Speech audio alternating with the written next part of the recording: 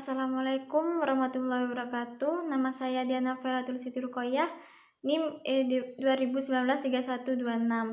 Saya dari Prodi Akuntansi Syariah 3, Fakultas Ekonomi dan Bisnis Islam. Saya di sini akan menanggapi 4 video dari teman-teman saya. Video yang pertama yaitu dari Nurdiana yang berjudul Perekonomian Dua Sektor.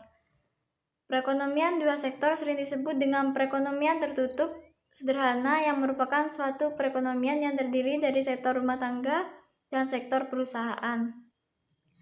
Dalam perekonomian dua sektor tidak terdapat pajak pengeluaran dari pemerintah. Bukan hanya itu, perekonomian dua sektor pun tidak melakukan perdagangan luar negeri, yakni tidak melakukan kegiatan ekspor dan impor. Dalam perekonomian dua sektor, sumber pendapatan yang diperoleh rumah tangga adalah dari perusahaan. Pendapatan ini meliputi gaji, upah, sewa, bunga, dan keuntungan adalah sama nilainya dengan pendapatan nasional. Dan oleh karena itu, pemerintah tidak memungut pajak, maka pendapatan nasional Y adalah sama dengan pendapatan disposable YD atau Y sama dengan YD. Pendapatan yang digunakan oleh rumah tangga akan digunakan untuk dua tujuan, yaitu untuk pengeluaran, konsumsi, dan ditabung. Nah, yang saya tanyakan ialah untuk apa tujuan dibangunnya perekonomian dua sektor tersebut.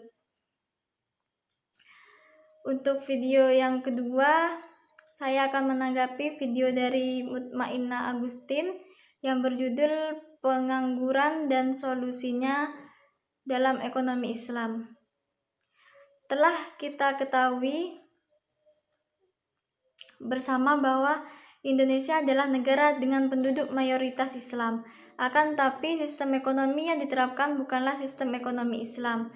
Dan perlu diketahui dengan konsep ekonomi Islam dapat mengatasi berbagai problematika ekonomi.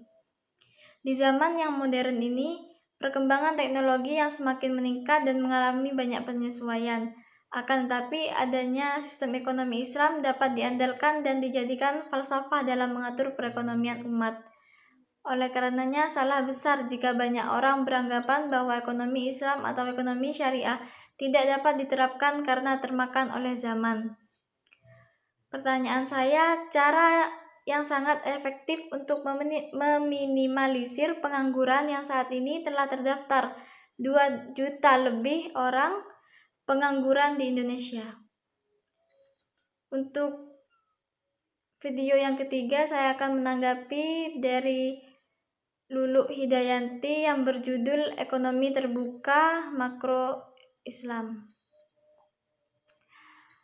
Suatu perekonomian atau negara yang perekonomiannya terlihat secara luas dalam perdagangan internasional disebut dengan perekonomian terbuka. Perekonomian terbuka adalah suatu sistem yang melakukan kegiatan ekspor dan impor dengan negara-negara lain di dunia ini.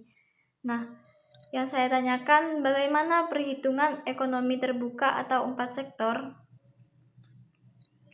Untuk video yang keempat, saya akan menanggapi video dari Siti Rofiqoh Aprilia yang berjudul Prinsip-Prinsip Ekonomi Islam. Prinsip ekonomi Islam yaitu memanfaatkan sumber daya yang terbatas untuk memenuhi kebutuhan manusia yang tidak terbatas. Manusia adalah makhluk yang paling sempurna dibandingkan dengan makhluk lainnya. Prinsip-prinsip ekonomi Islam yang merupakan bangunan ekonomi Islam didasarkan atas 5 universal, yaitu tauhid, keimanan, keadilan, kenabian, pemerintah, dan hasil. Pertanyaan saya, bagaimana cara menerapkan kelima universal tersebut jika disesuaikan dengan rasa pemikiran individualisme dalam tanda kutip untung sendiri? Mungkin cukup sekian. Wassalamualaikum warahmatullahi wabarakatuh.